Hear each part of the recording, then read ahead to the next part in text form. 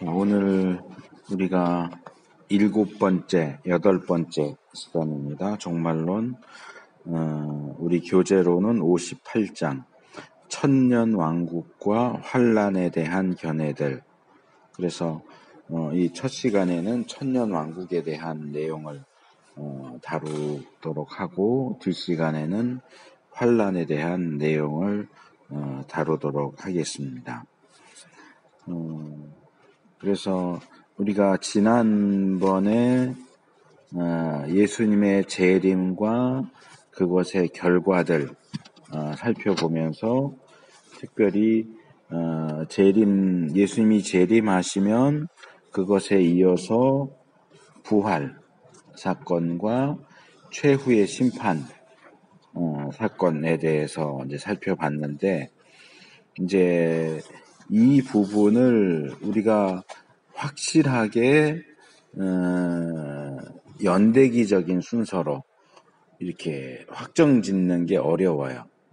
왜냐하면 성경의 가르침이 이게 이렇게 무슨 타임테이블 제시하듯이 처음엔 뭐 몇 시부터 몇 시는 뭐 몇 시부터 몇 시는 뭐 이런 식으로 이렇게 순차적으로 제시되어 있지가 않기 때문에 이 부분은 어떻게 이해해야 할 것인가 하는 것에 대해서 이제 학자들 사이에 견해가 달라지고, 그러다 보니까 이제 여기에 우리가 살펴볼 것처럼 천년왕국과 관련해서는 후천년설이냐, 전천년설이냐, 무천년설이냐, 이제 이런 식으로 이제 입장이 나누어지게 되고, 그러니까 일단 우리가 환란 전에 말세의 징조, 재림 전에 나타나는 징조로서 무슨 전쟁이나 기근이나 박해나 이런 것들을 생각해 볼 수 있고, 일반적으로 말할 때, 그 다음에 이제 그 끝에 예수님이 오시지. 예수님이 오시면 우리가 지난번에 57장에서 살펴본 대로 하면 예수님이 재림하시면 죽은 자들이 부활하고 최후의 심판, 이렇게 연결돼. 근데 최후의 심판이 행해지면 최후의 심판 다음엔 뭘까? 우리가 다음번에 다루게 될 59장에 나오는 결국 최후 심판 이후의 상태, 천국이냐 지옥이냐, 이렇게 넘어간단 말이에요. 그러니까 재림, 부활, 심판, 천국, 지옥, 이렇게 나눠지는데, 그럼 오늘 우리가 살펴볼 천년왕국은 어디에 위치해 있느냐 하는 것이. 천년왕국은 어디에 위치해 있고, 그리고 또 환란에 대한 가르침도 있는데, 그럼 환란은 위치를 어디에다 집어넣어야 되느냐. 그러니까 이 환란이 재림 이 직전에 나오는, 아까 내가 전쟁, 기근, 핍박 이렇게 얘기했는데, 그 핍박, 그것이 소위 말하는 대환란이냐, 아니면 다른데 이 환란이 들어갈 자리가 있느냐. 그럼 천년왕국은 마지막 천국, 지옥의 천국에 해당되는 건 아닌데, 그럼 어디에 들어가겠느냐? 부활 이전이냐, 부활 이후냐, 심판 전이냐, 후냐, 이제 이런 부분에 있어서 이 연대기적으로 순서적으로 자리매김하는 데 있어서 어려움이 있다 하는 겁니다. 그래서 천년왕국과 관련된 내용만 여기 보면 크게 두 가지로 얘기를 하고 있죠. 거기 괄호 1번, 2번으로 나오는데, 예수 그리스도의 지상적인 통치, 그러니까 지상적인 통치라고 부르는 것은 이게 천국과 다르기 때문에 그래요. 천국은 요한계시록 끝에 있는 것처럼 새하늘과 새 땅이 하늘로부터, 하나님으로부터 내려온다고. 그러니까 이게 소위 말하는 천국이고, 천년왕국은 천국이 아니야. 천국 이전 단계예요. 그렇기 때문에 이것은 지상에서 이루어지는 천년 동안의 통치, 지상 통치, 천년. 이 천년 왕국이 존재하느냐, 존재하지 않느냐 하는 문제. 또 있다고 하면 그게 재림 이전에 천년 왕국이 있을 것이냐, 재림 이후에 있을 것이냐. 그러니까 존재할 것이냐 말 것이냐, 존재한다고 할 때 재림 이전이냐 이후냐, 요런 것들이 이제 논의가 되는 거고, 그 다음에 두 번째는 환란. 예수님을 믿는 사람들, 교회는, 참된 교회는 환란을 받을 것이냐, 환란을 통과할 것이냐, 환란 이전에 소위 말하는 휴거를 통해서 들림받고 잘 믿지 않던 사람들은 지상에서 환란을 받지만 제대로 믿던 사람들은 환란을 받지 않고 바로 뭐 천년왕국이나 또는 천국으로 연결이 되겠느냐, 환란을 받겠느냐, 받지 않겠느냐, 이런 이제 문제가 논의가 되는 거죠. 그래서 이 환란을 받느냐, 받지 않느냐는 이제 전 환란, 후 환란 이렇게 얘기를 하는 거고요. 이제 천년왕국은 후천년, 전천년, 무천년 이런 식으로 이제 얘기가 되는데, 이 첫 시간에는 천년왕국에 대한 내용을 살펴보도록 하겠습니다. 이 천년왕국은 여기서는 이제 세 가지로 제시를 하고 있지만 보통은 네 가지로 얘기합니다. 왜냐하면 전천년설을 둘로 나눠서 역사적 전천년설하고 세대주의적 전천년설 이렇게 나누기 때문에 이제 보통은 이 네 수로 나눠요. 그러니까 네 개 중에 두 개는 전천년설이지. 전천년설인데 입장이 조금 다르기 때문에 정통 입장을 역사적 전천년설이라고 부르고, 세대주의에서도 역시 전천년설의 입장을 취하는데 그들의 독특한 입장을 세대주의적 전천년설, 그리고 후천년설, 무천년설. 근데 이제 이 에릭스는 이 책에서 전천년설을 역사적 전천년설과 세대주의적 전천년설을 구분하진 않아요. 중간에 설명은 하는데 구분을 해서 따로 다루지 않고 그냥 전천년설을 이야기하면서 전통적인 전천년설은 이렇고 세대주의적인 전천년설은 또 이렇게 조금 다르다, 이 정도로만 얘기를 해주고 있지만, 대부분 이제 천년왕국을 다룰 때는 이 역사적 전천년설하고 세대주의적 전천년설을 구분해서 4개 항목으로 다루는 게 보다 일반적인 방식이에요. 이 책은 그냥 3개로 다뤘죠. 그래서 여기 책에 있는 것처럼 여기 나오는 순서는 어느 게 더 옳으냐, 어느 게 먼저 있었냐 하는 게 아니고 인기가 있었던 순서대로, 그러니까 교회 역사 속에서 먼저 이렇게 중요한 입장으로 받아들여지고 인기가 있었던 순서대로 살펴보자. 그래서 순서가 후천년설, 전천년설, 무천년설이에요. 그러니까 이거는 인기가 있었던 순서이기도 하지만 오래된 순서라고도 말할 수 있겠지.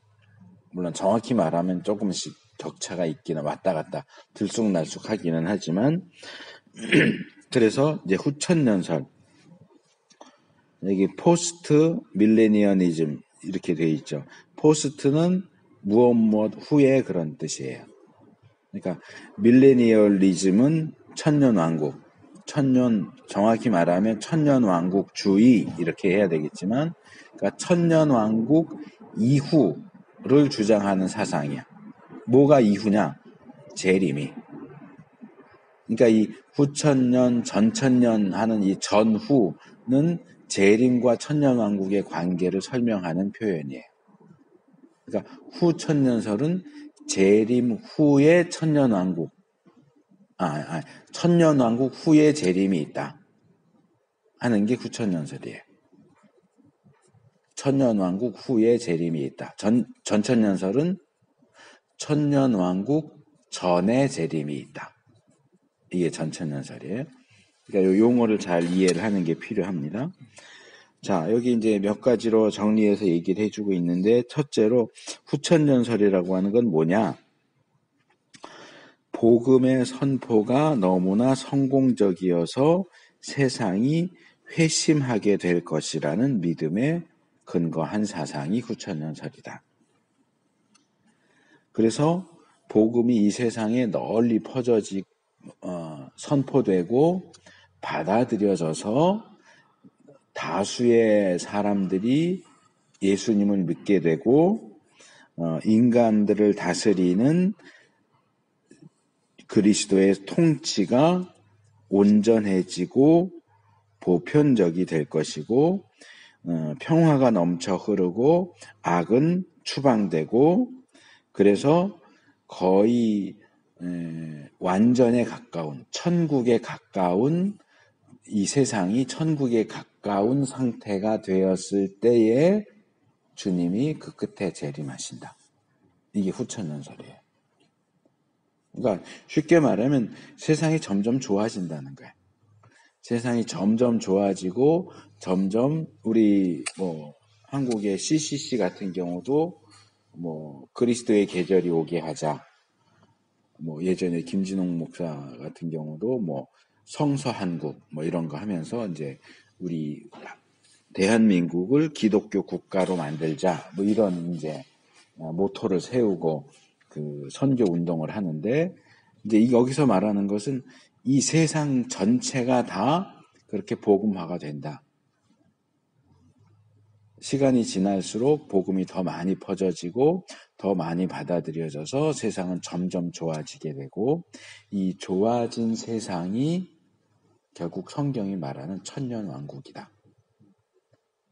그래서 이제 뒤에 나오지만 후천년설은 무천년설하고 공통점이 있어요. 어떤 공통점이냐 하면 천년왕국을 문자적으로 보지 않는다는 거예요. 그래서 세상이 점점 좋아지다가 어느 시점에서 시작해서 천년 이렇게 천년 동안 좋은 세상이 있고 그 천년이 끝나면 주님이 오신다. 이 개념이 아니야. 그래서 이 후천년설도 후천년설이라고 주장하지만 천년왕국을 문자적인 것으로 이해하지 않아요. 이건 상징적으로 이 천년이라고 하는 건 그냥 어떤 완벽한 기간 그런 식으로 이해를 해요. 무천년설도 마찬가지고 그래서 후천년설, 전천년설은 천년왕국과 재림이 어떤 관계, 선후 관계를 가지고 있느냐를 가지고 이름을 붙인 것이고 무천년설은 말 그대로 천년왕국이라고 하는 문자적인 천년왕국이라는 건 없다. 천년 없다라는 뜻에서 무천년설이야. 근데 후천년설도 사실은 무천년설하고 어느 정도는 공통적인 입장을 취해요. 그러니까 천년왕국이 문자적으로 존재하는 건 아니다라고 하는 부분은 후천년설이나 무천년설이나 똑같아. 전천년설은 문자적인 천년왕국이 있다. 그래서 천년왕국을 문자적으로 볼 것이냐 상징적으로 볼 것이냐에 따라서 전천년설과 후천년설, 무천년설이 나눠지죠. 후천년설, 무천년설은 상징적으로 보는 거야. 문자적으로 보지 않아요. 그래서 어쨌든 세상이 점점 좋아지면서 천년에 가까운 완벽한 기간 동안 이런 그리스도의 지상 통치가 이루어지고 그 지상 통치의 끝에 천년왕국 후에 예수님이 재림하신다. 이게 이제 후천년설에 대한 기본적인 개념이에요. 그래서 여기 이런 표현을 하죠. 그렇다면 기본적으로 후천년설은 낙관적인 견해다. 낙관적인 견해. 지난번에 그 얘기 내가 한번 했던 것 같은데 우리 기독교 종말론뿐만 아니라 일반 사회에서도 이 종말에 대한 관심은 상당히 많아요. 영화도 그런 것들이 많고 그래서 이 미래에 대해서 얘기할 때 흔히 두 개의 흐름이 있죠. 하나는 세상이 점점 좋아져서 유토피아가 된다. 이상향 같은 모습이 된다. 세상은 점점 나빠져서 디스토피아. 그러니까 무슨 터미네이터 영화처럼 기계가 인간을 지배하고 인간을 잡아다 죽이고 이런 식의 살 수 없는 곳이 된다. 이게 이제 유토피아와 디스토피아인데 후천년설은 유토피아적인 생각. 이 세상이 점점 좋아질 것이다. 좋은 세상이 될 것이다. 라고 하는 그런 입장을 취하고 있다 하는 겁니다. 그래서 이제 두 번째 단락으로 넘어가면 이제 여기서 이제 첫 번째 단락에서는 후천년설이 뭐냐, 어떤 내용이냐 하는 걸 간단하게 소개를 했고, 두 번째로 넘어가면 후천년설의 역사를 소개하고 있어요. 간략하게. 그래서 아까 내가 이건 인기 순이고 어떻게 보면 오래된 순이다. 근데 실제적으로는 조금씩 차이가 들쑥날쑥 있다 그랬는데, 초대교회, 그러니까 사도행전과 서신서에서 우리가 볼 수 있는 초대교회 말고 그 이후로 사도들 이후에 속사도부터 교회사를 배우면 초대교회사를 제일 먼저 배운다고. 근데 그 초대교회는 사도행전에 나오는 초대교회가 아니야. 그러니까 성경에 나오는 초대교회와 사도들의 제자들부터 해서 교부 시대까지, 속사도 시대와 변증가 시대와 교부 시대까지 요 세 시대를 묶어서 교회사에서는 초대교회사 이렇게 불러요. 그러니까 둘 다 초대교회라고 말하지만 성경에 나오는 사도행전이나 서신사에 나오는 초대교회는 성경에 나오는 초대교회고, 성경에 나오지 않는 초대교회가 우리가 교회사에서 초대교회사에서 배우는 초대교회야. 그러니까 여기 이제 차이가 있어요. 그래서 이 초대교회사에서 배우는 이 초대교회, 그러니까 교부 시대 이전, 속사도 시대나 변증가 시대쯤에는 이 천년설 중에 어느 것이 유행했느냐? 전천년설이 유행했다. 그러니까 최초의 천년왕국설이라고 할 때는 가장 오래된 천년왕국설은 전천년설이야. 그러니까 여기서 에릭슨이 만약에 이 천년왕국설을 역사 시간적인 순서로 살펴보자 그랬다면 제일 먼저 살펴보는 게 전천년설이었을 거야. 근데 이게 그렇게 크게 인기를 얻지 못하다가 후천년설이 불쑥 나오면서 후천년설이 주된 사고가 됐기 때문에 그 이전에 잠깐 있었던 전천년설이 뒤로 밀려난 거야. 그래서 원래는 초기에는 전천년설이 주된 주장이었는데 4세기로 넘어오면서 티코니우스라는 이 아프리카 사람 도나투스파는 이건 이제 어거스틴이 서로 많이 싸웠던 이단 중에 하나예요. 도나투스파의 티코니우스라는 사람이 처음으로 후천년설이라는 걸 주장을 했어요. 근데 이 도나투스파의 이단적인 가르침을 반대하고 반박하기 위해서 애썼던 어거스틴이 오히려 도나투스파 사람이 주장한 후천년설을 받아들였어. 야, 너희들 이런 거는 잘못된 주장이지만 요거 천년왕국에 대한 건 니들 생각이 맞는 것 같아. 해서 후천년설을 주장을 했고, 그래서 후천년설의 대표적인 주장자가 어거스틴이에요. 예. 그래서 이 어거스틴이 이 후천년설을 받아들이면서 초대교회에 넘어가면서 이제 중세로 넘어가잖아. 그래서 중세로 넘어가면 중세 보통 1000년 정도로 얘기를 하는데 중세 시대가 다 후천년설이야. 그래서 인기순이라고 하는데 후천년설이 1번으로 나오는 게 그 이유야.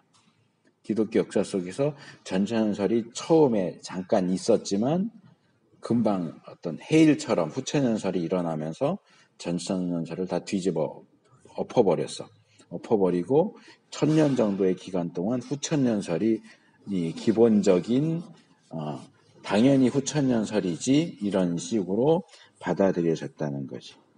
그러면 이 어거스틴이 주장한 후천년설은 어떤 내용이냐? 천년왕국이 미래에 앞으로 한참 뒤에 오게 될 게 아니고 우리가 살고 있는 현재가 천년왕국이다. 지금이 천년왕국이다. 이미 시작했다. 예수님이 초림하시면서부터 천년왕국이 시작됐다. 마가복음 3장 27절을 인용하면서 사람이 먼저 강한 자를 결박치 않고는 그 강한 자의 집에 들어가서 세간을 늑탈하지 못한다. 그래서 이 강한 자는 사탄이고 강한 자의 집에 있는 세간을 늑탈해 온다 하는 것은 사탄의 지배하에 있는 사람들의 영혼을 하나님 백성으로 만드는 사건으로 이해를 한 거예요.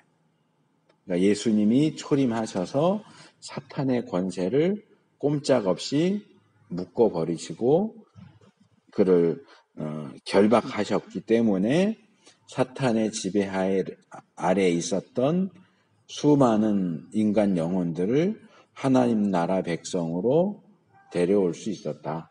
그렇게 해서 사탄의 지배 아래에 있던 많은 사람들이 하나님 나라로 들어오게 되는 지금이 바로 천년왕국이다. 여기에는 이 역사적인 배경을 우리가 생각을 해야 돼요. 그러면 어거스틴의 말이 맞다면 이미 천년왕국이 지나가 버린 거잖아. 우리 입장에서는 천년왕국이 그럼 과거의 일이냐?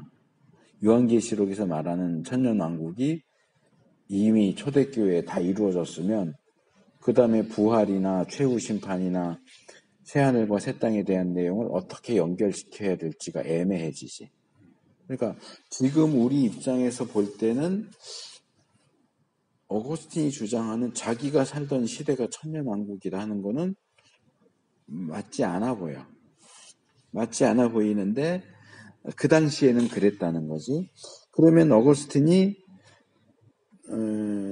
어떤 이유로 어떤 배경에서 이런 주장을 했느냐. 어거스틴이 활동하던 시대는 역사적으로 로마 시대야.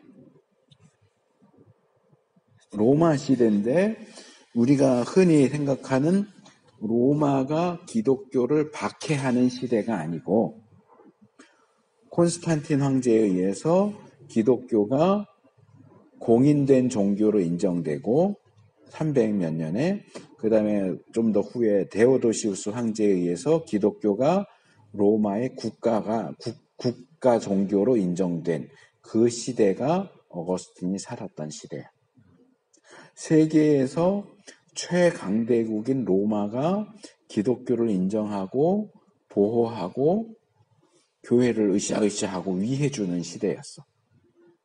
그 전에는 기독교라 그러면 잡아가서 이제 초대교회에서 배우면 기본적으로 나오는 거지만 10대 박해, 로마 황제에 의해서 기독교가 박해를 받았던 커다란 사건 10번, 10대 박해라고 하거든. 그래서 핍박받고 순교하고 이랬는데 점점 시간이 지나면서 기독교가 그 로마 제국 안에서 힘을 얻더니 기독교가 로마의 국교가 돼버렸어. 근데 누구도 기독교를 박해할 수가 없어. 오히려 로마 황제들이 기독교를 더 위해주고 혜택을 베풀어주고 세금 혜택도 베풀어지고 교회 나간다 그러면은 돈 준다 그러고 옷 준다 그러고 그러니까 돈 받기 위해서 옷 받기 위해서 교회를 나가는 예수님을 믿어서 나가는 게 아니고 혜택을 받기 위해서 교회를 나가니까 이게 교회 부패의 원인이 되기도 했지만 어거스틴 입장에서 볼 때는 지금 이 시대는 교회의 시대야. 누구도 교회를 대적하지 않고 교회를 위하는 정말 이 지상에서 그리스도께서 교회를 통해서 이 지상을 통치하시는 시대야. 그러니까 이 시대야말로 그리스도의 지상 통치 시대다. 천년왕국이다. 라고 생각을 하고 주장을 하는 거지. 근데 이제 어거스틴의 말년에 이 북쪽에서 게르만족이나 이런 사람들이 로마를 침공해 오지. 그러면서 동로마, 서로마 이렇게 나눠지고, 그러면서 로마가 결국 망한다고.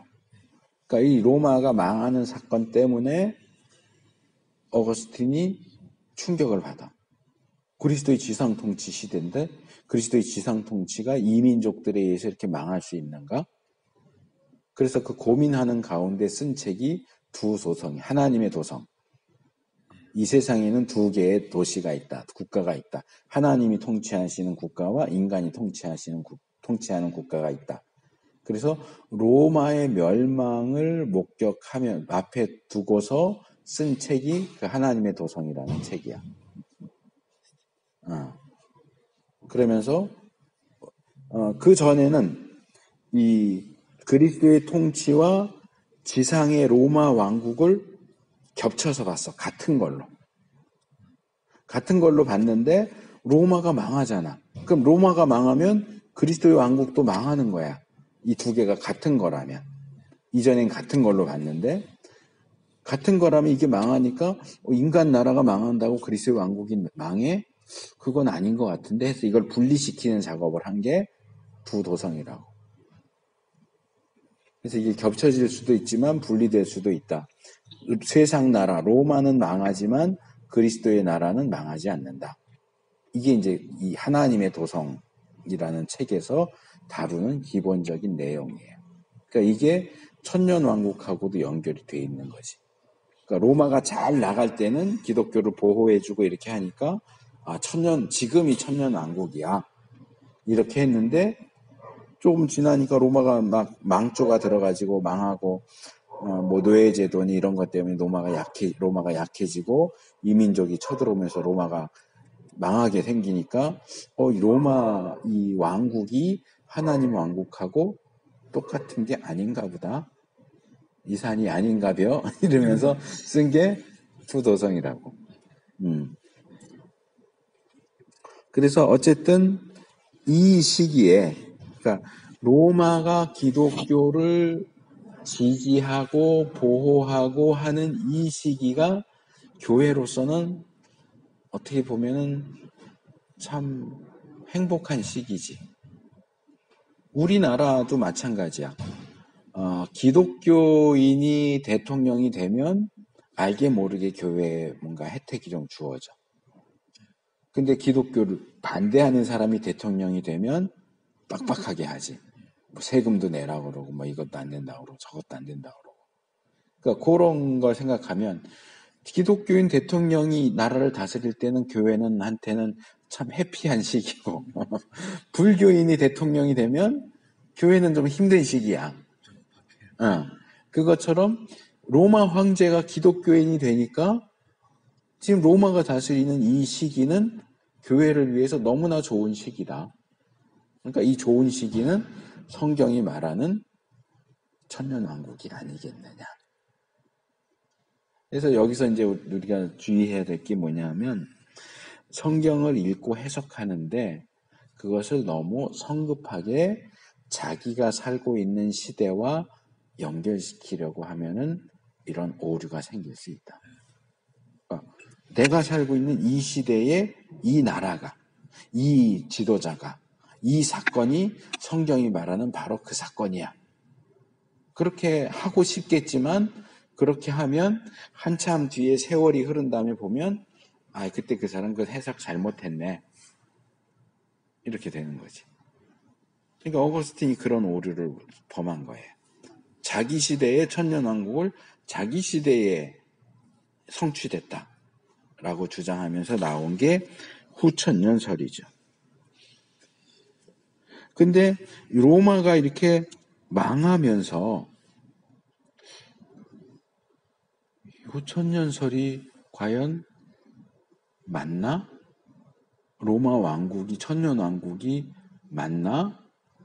어거스틴 자신도 조금 주춤했고 그러면서 이 천년이 문자적인 천년이 맞나? 하는 두 개의 의심이 생겨나요. 그러니까 세상 왕국이 천년 왕국과 동일시 될 수 있느냐? 그리고 이 기간이 꼭 문자적인 천년이겠느냐? 그러면서 이 후천년설이 그러니까 어거스틴이 주장할 당시에는 천년 왕국이 세상 로마 왕국과 일치된 같은 겹쳐지는 그런 왕국으로 이해가 됐고 이 천년도 문자적인 천년으로 이해가 됐어. 근데 이 시간이 흐르면서 이게 세상 왕국과 천년 왕국이 같지가 않은 것 같아. 이 천년이 꼭 문자적인 천년이 아닐 수도 있어. 라는 쪽으로 방향을 살짝 트는 거야. 살짝 트는데 아까 말한 것처럼 로마가 망해버리면 로마 왕국이 천년 왕국이다라고 하는 주장이 유지될 수가 없잖아. 그러면 로마가 망한 이후에 그럼 후천년설이 쑥 들어갔느냐? 그럼 지금은 후천연설을 주장하는 사람이 없느냐? 그렇지 않아. 지금도 있어. 후천연설을 주장하는 사람들이. 그래서 19세기 후반으로 넘어오면서 19세기 후반에 넘어오면서 후천연설이 다시 인기를 얻기 시작을 해. 왜? 이 사회의 상황, 과학의 발전, 문명의 발전 이런 것들을 통해서 인간 세상이 점점점 더 좋아질 것이다 하는 기대가 다시 들고 일어났기 때문이야. 그래서 그 이전에는 선교도 열심히 안 했는데 이제 선교 열심히 하니까 웬만한 나라에는 다 복음이 들어갔고 이제는 나라 개념으로 안 따지고 부족 개념으로 따지거든. 그러니까 웬만한 나라는 다 복음이 들어갔어. 그러니까 이제는 부족, 나라 안에서도 어떤 오지에 사는 부족들에게까지 복음을 전하자. 그러니까 복음이 천하 만민에게 전파되리니라는 말씀이 이제 거의 다 이루어졌다. 전파되면 예수님 오신다고 그랬는데 이제 예수님 오실 때 거의 다 됐다. 그러니까 요거 조금 남은 거 이제 국가 단위로 따져서는 더 갈 데가 없으니까 부족 단위로 해서 부족들에게 복음 전하는 일이 끝나면 주님이 오실 거다 할 정도로 복음 전파가 굉장히 빠르게 진척됐거든. 그리고 세상도 이 과학 문명 발전되는 거 보세요. 얼마나 빨라요. 네. 지난번에 내가 형제한테 그 얘기했나? 보이스 줌 했었던 것 같은데 사진을 찍는데 멀리 있는 걸 이렇게 당겨서 찍잖아. 근데 합창하는데 한 사람을 당기면 그 사람 목소리만 녹음이 된다고. 그 얘기했지 내가. 그런 과학 기술을 보면 난 참 놀랐다고 생각을. 어떻게 그런 게 가능할까? 그러니까 점점 세상이 좋아지잖아. 그런 거 보면 수명도 점점 다시 늘어가고 있고, 그렇지? 예전에는 예수님 당시에는 평균 수명이 40살이었다고. 근데 지금은 100세 시대 그러잖아. 그만큼 의학도 발전되고 과학 문명도 발전되고 세상이 점점 살기 좋은 시대가 물론 어느 시각에서 보느냐에 따라서 다르겠지만 그냥 일반적으로 볼 때는 어쨌든 점점 좋아지고 있는 건 사실이거든. 그러니까 이제 그런 것들의 기초에서 다시 한번 후천연설이 주장되기 시작하는 거고 이제 현대 신학에서는 후천연설의 대표 주자가 로레인 베트너예요. 전에 내가 칼빈주의 예정론 책 소개하면서 그 책 쓴 사람이거든. 로레인 베트너. 근데 이 사람이 후천연설의 대표적인 주자야. 그래서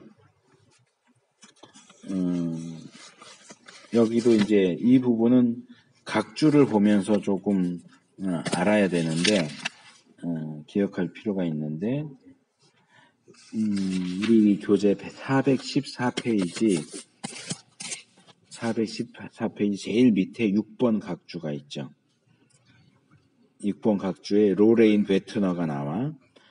포스트 밀레니얼리즘 나오죠. 그리고 이 베트너가 쓴 이 글이 어디에 있느냐면 The Meaning of the Millennium, 천년왕국의 의미라고 하는 로버트 클라우스라는 사람이 편집한 책의 후천연설 부분을 로레인 베트너가 썼어. 이 책은 번역돼 나왔어. 천년왕국이라는 제목으로 번역이 됐어. 오래전에 번역됐어. 내가 대학 다니기도 전에. 로버트 클라우스가 쓴 천년왕국. 성광문화사에서 번역돼 놨는데 이건 헌책으로도 아마 구할 수 있을 거야. 이 책은 어떻게 돼 있느냐면 아까 내가 천년왕국 성광문화사 아까 천년왕국 보통은 네 수로 나눈다고 그랬잖아. 그러니까 이 사람이 편집을 하면서 역사적 전천년설을 대표하는 사람, 세대주의적 전천년설을 대표하는 사람, 후천년설을 대표하는 사람, 무천년설을 대표하는 사람을 뽑았어. 4명을 뽑아서 자, 당신 역사적 전천년설이 주장하는 게 뭔지를 써주시오. 분량을 일정 분량으로 써주시오. 그 다음에 세대주의 전천연설을 주장하는 사람은 당신 주장을 써주시오 해서 4개를 묶었어. 한 권의 책으로. 그래서 그 책을 보면 역사 전천연설에서는 뭐라고 주장을 하는가, 후천연설에서는 뭐라고 주장하는가, 무천연설에서는 뭐라고 주장하는가를 이 4개를 비교하면서 볼 수 있게 책이 편집이 돼 있어. 그리고 이제 보다 최근이라고 해도 한 5, 6년 지났는데 부흥과 개혁사인 것 같아. 거기서도 천년왕국에 대한 책이 또 나왔어. 그 책은 이 책보다 더 발전이 돼서 어떻게 돼 있냐면 역사적 전천연설을 주장하는 사람이 그 책을 써.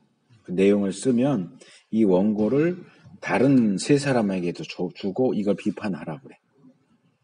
그러면 역사적 전천연설을 세대주의적 전천연설에서 당신 얘기는 내가 봤는데 요건 문제가 있다. 우리 세대주의에서 볼 때는 이거 문제가 있어. 쓰고 후천연설 사람도 후천연설을 볼 때 당신 주장 요거 문제가 있어. 반박하고 무천연설에서 반박하고 그 반박하는 글이 같이 실려 있어.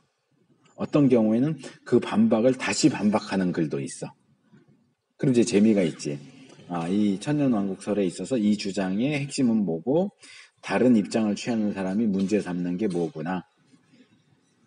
그런 식으로 이렇게 정리할 수 있도록 잘 이제 요즘엔 책들도 괜찮은 책들이 많이 나와 있기 때문에 천년왕국에 대해서는 이 클라우스가 편집한 책하고 부흥과 개혁사에서 시리즈로 있어요. 그게 이런 논쟁이 되는 현대 신학 뭐라고 돼 있던 것 같은데 정확히 기억이 안 나는데 뭐 인간이 영혼육으로 3분설이냐 2분설이냐 다닐론이냐 이런 것도 이렇게 한 권씩 책으로 나와 있어.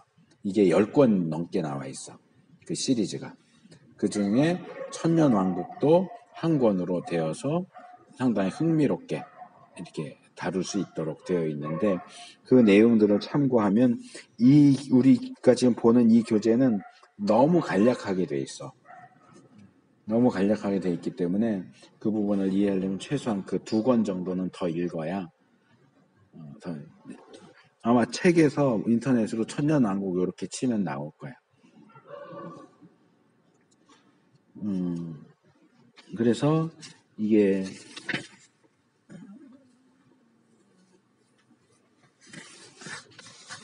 로마가 망하고 이러면서 후천연설이 입장을 약간씩 수정했다. 그렇지만 후천연설이 포기되지는 않았어. 조금씩 수정을 하기는 하지만 그래서 후천연설이 말하는 주요 교리가 뭐냐라고 할 때 첫째는 복음의 413페이지 밑에서 둘째 단 복음의 성공적인 전파. 복음의 성공적인 그래서 성경에 나오는 여러 구절 시편 47, 72, 100편, 이사야 45장, 호세아 2장 같은 구절들을 통해서 결국은 모든 민족들이 예수님을 믿게 될 것이다. 성경이 모든 민족이 결국 예수님 믿게 될 거라고 얘기하지 않느냐. 그러니까 실제로 복음이 널리 전파되고 성공적으로 전파되어서 모든 이 땅의 사람들이 예수님을 믿는 그런 시대로 들어가게 될 것이다. 그 다음에 2번째. 이제 이런 복음 전파에 대한 기대가 조금 더 세속적인 형태로 나타나기도 하는데 그건 뭐냐면 이 사회의 변화. 내가 앞에서 얘기했던 사회가 점점 좋아지고 발전하고 문명이 발전하고 과학이 발전하고 의학이 발전하고 하는 그런 것들. 그래서 그런 걸 통해서 이 사회가 점점 좋아지고 결국은 기독교화하게 될 것이다. 414페이지 둘째 줄 사회 질서의 기독교화. 차별과 불의와 갈등이 점점 없어지고 전쟁이 없어지고 이 사회가 점점 좋아질 것이다. 봐라. 예전에 비해서 얼마나 좋아졌냐. 전에는 여자들은 투표도 못했는데 지금 여자들도 투표하지 않냐. 전에는 노예제도가 있었는데 지금은 거의 사라지지 않았느냐. 사회가 점점 좋아지고 있다. 셋째로 거기 셋째 줄, 넷째 줄 하나님의 섭리에 관한 일반화된 개념. 그게 뭐냐? 하나님이 이제는 교회 안에서만 일하시는 게 아니고 교회 밖에서도 일하신다. 그래서 로마 제국과 천년왕국을 동일시하니까 로마 제국이 망하니까 문제가 되잖아. 그러니까 하나님이 교회 안에서만 일하시는 게 아니고 일반 국가와 사회 안에서도 일하신다. 이제 수정을 한 것이. 그래서 20세기에 오니까 1910년대에 빌헬름 황제의 전쟁 정책과 1930년대에 히틀러의 국가사회주의, 이런 정치적인 운동들을 천년왕국 운동하고 연결시키는 거야. 그러니까 우리나라도 지금 현재 좌익 우익이 비슷한 거지. 좌익 입장에 있는 사람들은 내 후배 중에서도 아주 열렬한 소위 말하는 문파가 있어. 문 대통령을 열렬하게 지지하는 후배가 있는데 우리 한국이 지금처럼 좋았던 때가 없다는 거야. 그러니까 이걸 그렇게 표현하진 않지만 우리가 다루고 있는 주제하고 연결시키자면 지금 문 대통령이 다스리는 이 시대야말로 천년왕국이다. 이렇게 되는 거지. 우파에서는 뭐라고 해? 요즘 황교안 밀잖아. 그럼 황교안이 대통령이 되면 천년왕국이 오는 거다. 이런 식으로 말할 수 있는 거지. 그래서 현실적으로 내가 지금 속해 있는 어떤 국가의 상황, 정치적인 상황, 이것들을 천년왕국과 연결시키는 거예요. 그래서 쉽게 말해서 히틀러가 통치하던 당시에 독일 교회가 소수는 히틀러의 그 정책을 반대했지만 다수의 독일 교회가 히틀러를 지지했던 이유가 그거야. 히틀러의 통치는 그리스도의 통치다. 유대인들 죽이자. 우리의 구세주인 예수님을 죽인 나쁜 민족들. 유대인들 죽이자. 그리스도의 이름으로 용서치 않으리라. 이래서 정치가 종교하고 결합하면 거의 최악의 상태로 가는 거예요. 그래서 정교 분리를 얘기하는 게 그런 이유도 있어요. 좌익이 됐든 우익이 됐든 정치 사상을 가지고 얘기하면서 그걸 자꾸 종교하고 연결시키면 문제가 된다. 좌익도 그렇고 우익도 그렇고 얼마 전에 그 광화문 집회 했었잖아. 우익에서.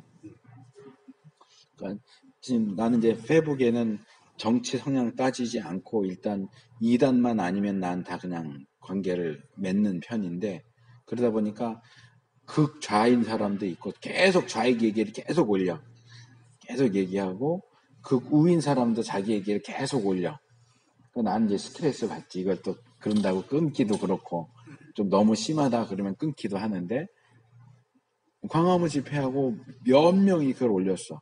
이렇게 무슨 볼록 렌즈 같은 카메라 렌즈로 찍은 사진인데 이 거리를 찍었는데 이렇게 그 사진 본 적 있을지 몰라. 페이스북에 하면 이렇게 동그란 사진인데 건물들이 이렇게 있고 길이 이렇게 십자로 이렇게 돼 있어.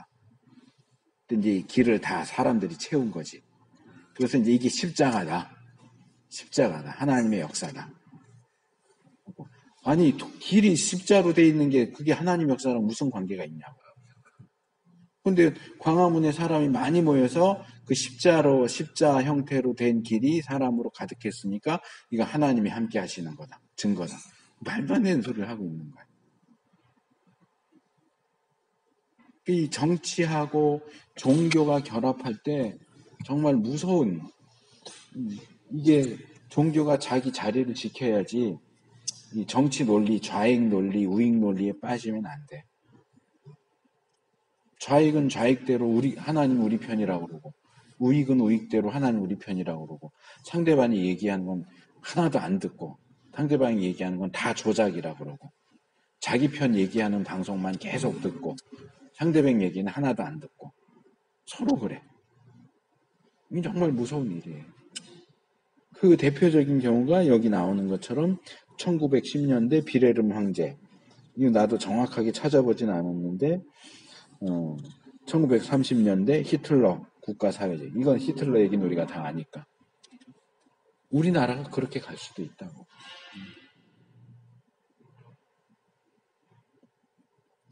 그래서 상당수의 독일 기독교인들이 세계 속에서의 하나님의 사역은 그들 시대의 정치적인 운동들과 동일시하였다. 히틀러가 하는 그 정당이야말로 이 땅에 천년왕국을 이루기 위한 수단이다.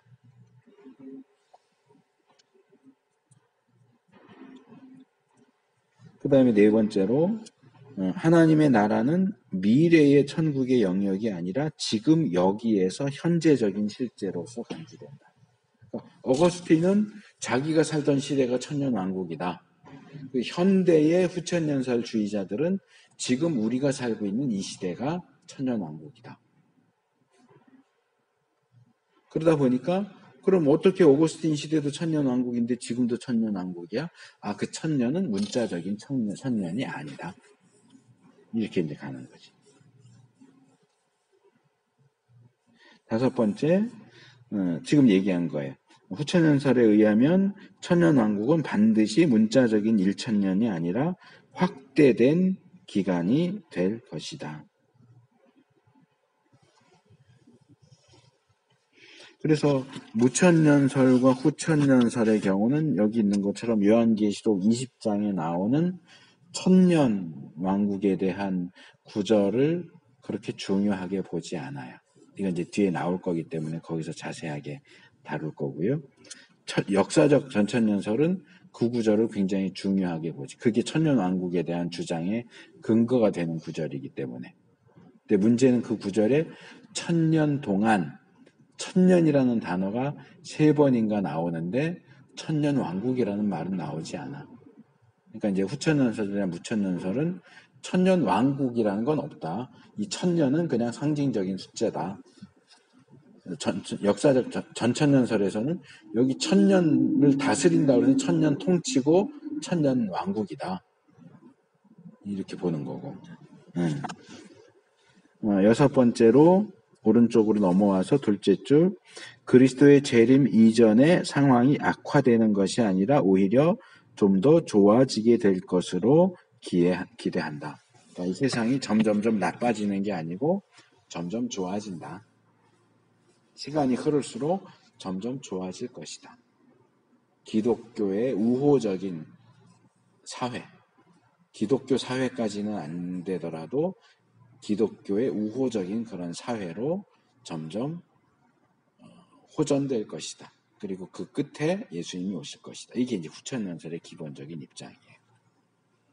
자, 요 정도가 지금 에릭슨이 이제 이 책에서 얘기한 내용이에요. 간단하게 말하면 후천년설은 어떤 주장이에요? 천년왕국 후에 예수님이 재림하신다.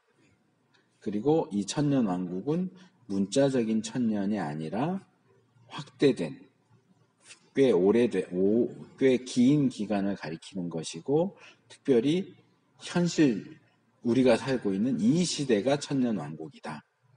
그리고 이 시대는 점점점 좋아지게 될 것이다. 이 정도로 요약을 하면 될 것 같아요.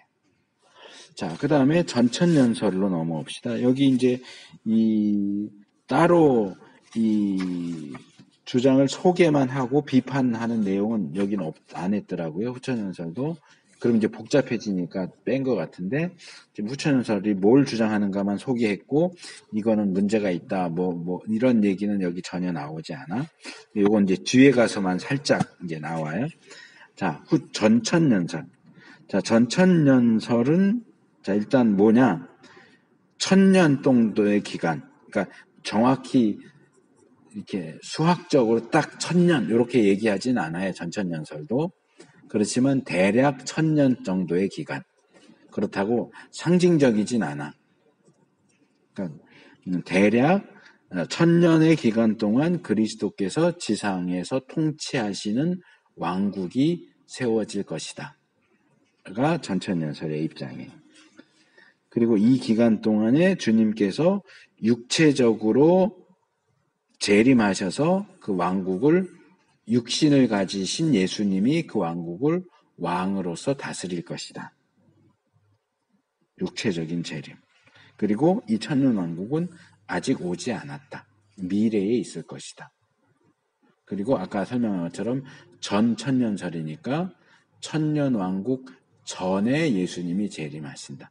예수님이 재림하셔야 천년왕국이 시작되는 거야.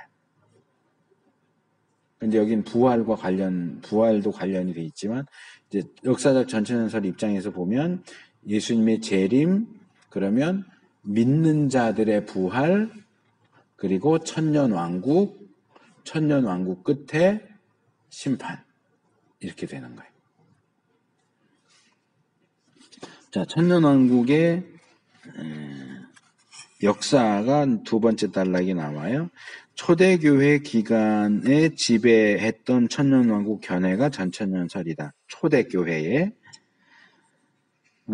그 이유는 지난번에도 잠깐 몇 번 내가 얘기했던 것 같은데 재림의 지연이라는 거 얘기했잖아요. 복음서에 보면 예수님이 내가 곧 온다. 금방 온다. 여기 있는 사람들 중에 죽기 전에 인자가 오는 걸 볼 사람도 있다. 이런 임박한 재림에 대한 내용들이 그래도 꽤 나오기 때문에 그런 말씀들의 근거에서 초대교회 성도들은 이제 몇십 년, 한 30년, 50년 지나면 예수님이 금방 오실 거야.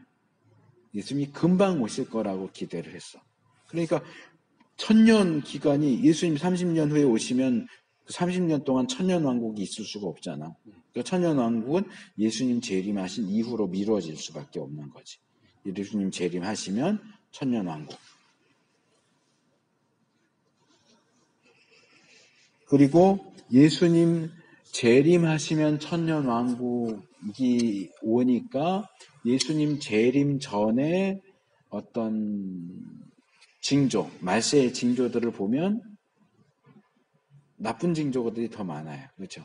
마태복음 24장에도 보면 전쟁, 기근, 핍박 이러다 보니까 세상이 예수님 재림이 가까울수록 점점 좋아지는 게 아니고 점점 나빠진다. 더 힘들어진다. 디스토피아적인, 비관적인. 후천연설이 낙관적이라면 전천연설은 종말에 대한 비관적인, 마지막 재림 이전, 재림 직전의 시대가 유토피아냐 디스토피아냐라고 할 때 디스토피아가 될 것이다 라고 하는 입장을 취하는 거죠. 그래서 여기 변증가 중에 저스틴 마터라는 사람이 있어. 이 사람 이름은 저스틴이고 마터는 순교자라는 말이에요. 이름이 아니고 이제 우리식으로 말하면 순교자 저스틴이야. 근데 이제 보통 저스틴 마터 그러는데 마터는 성이 아니고 순교자라는 거예요. 순교자 저스틴이나 이레니우스는 속사도죠. 사도에게 직접 배운 사람. 저스틴 마터나 이레니우스 같은 초대교회 신학자들은 다 이런 전천년설을 주장했고, 이때 많이 사용됐던 것은 밀레니얼리즘이 아니고 킬리아즘. 거기 단어 나오죠. 밑에서 6째 줄. 킬리아즘. 천을 가리키는 헬라어 단어에서 나온 천년. 그래서 천년왕국은 아주 풍부하고 비옥하고 땅을 새롭게 하고 영화로운 예루살렘을 건설하는 때가 될 것이다. 천년왕국은 유토피아적이지만 그 직전 예수님 재림하시기 전까지는 디스토피아적인, 그래서 점점 악해지고 점점 나빠지는데 예수님이 오심으로써 유토피아적인 천년왕국이 시작된다. 근데 이제 이런 입장이 이 교부 시대에 클레멘트, 알렉산드리아의 클레멘트예요. 클레멘트는 여러 사람이 있어요. 알렉산드리아의 클레멘트도 있고 로마의 클레멘트도 있고 여기 나오는 클레멘트는 알렉산드리아의 클레멘트, 오리겐, 디오니시우스 같은 알렉산드리아 학파의 주장을 반박하는 경향이 있다. 그러니까 이 당시에도 이 교부들 중에도 이 전천년설을 반대하는 입장이 있었고 서로 이렇게 티격태격하는 가운데 있었다 그 말이에요. 그래서 이런 원래 초기에는 전천년설이 주장됐는데 왜 이게 인기를 얻지 못하고 중간에 사라졌느냐? 어거스틴 때문이야. 어거스틴이 후천년설을 지지하면서 전천년설이 쑥 들어봤어. 그러면서 이 소수의 사람들이 전천년설의 입장을 고수했는데 그들은 대부분이 여기 있는 것처럼 페이지 넘어가면서 보면 종종 이것을 영속시켰던 것은 신비적인 종파들이었다. 조금 신비주의적인 입장을 취하는 사람들이 전천년설을 고수하는 모습을 보였고 대다수의 교회는 어거스틴을 따라서 후천년설을 주장했다. 그러다가 19세기 중반에 오면서 그러니까 아까 후천년설도 19세기에 들어오면서 다시 힘을 얻었다고 그랬잖아. 그러니까 전천년설도 19세기 들어오면서 다시 점점 인기를 얻기 시작을 했어. 이건 뭐냐 하면 그러니까 후천년설은 19세기 들어오면서 발전, 인간 사회의 발전, 사회적 발전, 정치적 발전, 경제적 발전, 과학적 발전 이런 발전이라는 측면에서 점점 좋아질 거야 라는 입장을 취한 거고 전천년설 입장에서는 이때 뭐가 세계적으로 양차 세계대전이 벌어지거든. 그러니까 세계대전을 보면서 낙관론이 많이 수그러들거든. 오히려 낙관론보다는 비관론이 두드러지면서 야 이거 세상이 점점 좋아지는 게 아니구나. 교육하고 그런다고 해서 인간이 나아지는 게 아니구나.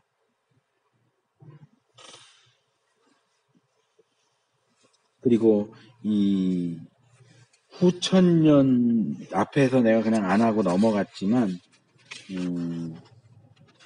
414페이지 첫째 단 밑에서 한 넷째 줄 보면 천년왕국의 견해를 주장하는 한에서 사회적인 변화를 강조하였던 자유주의자들은 일반적으로 후천년설주의자들이었으나 모든 후천년설주의자들이 반드시 자유주의자는 아니었다. 그러니까 자유주의는 전에 내가 한번 설명을 했는데 우리가 성경을 통해서 예수님에 대해서 알 수 있는 건 하나도 없다. 예수님이 하나님의 아들인지 메시아인지 우리는 알 수 없고 예수님은 그냥 우리에게 선한 삶을 살도록 모범을 보인 윤리교사에 불과하다. 기독교는 예수 믿고 구원받으라는 가르침이 아니고 이 땅에서 싸우지 말고 서로 잘 지내라는 가르침이다. 이게 자유주의거든. 그러니까 그 주장이 뭐야? 잘 교육해서 인간들끼리 서로 사이좋게 지내다 보면 이 세상은 점점 좋아질 거야. 그러다 보니까 대부분 후천년설을 주장하는 사람들이 상당수 자유주의적인 입장을 취했다는 거지. 물론 후천년설을 주장하는 사람이 다 자유주의자는 아니야. 아까 말했던 로레인 베토나 같은 경우는 보수적인 신학자예요. 자유주의자가 아니에요. 그렇지만 후천년설을 주장한 사람이 10명이라면 한 7명은 자유주의 신학을 가지고 있어. 그러니까 정통 기독교 신앙이 아니라는 거야. 그러니까 보수주의 입장에서는 야 이거 후천년설을 받아들이면 자유주의로 넘어가는 거 아니야? 기독교가? 이렇게 되는 거야. 그러니까 그런 신학적인 입장 때문에 야 후천년설은 문제가 있어. 후천년설 주장하는 사람들 보니까 대부분 자유주의자잖아. 하면서 후천년설을 밀고 그 반발로 전천년설 쪽으로 오는 거야. 그리고 이때 또 19세기에 하나가 세대주의 사상이 이때 시작됐어요. 그러니까 세대주의 사상이 전천년설을 부각시키는 하나의 동력이 된 거지. 세대주의적 전천연설은 문제가 있지만 어쨌든 세대주의가 인기를 끌면서 세대주의적이지만 세대주의 전천연설이다 보니까 전천연설도 이 세대주의 끄트머리를 붙들고 같이 붕 뜨기 시작한 거야.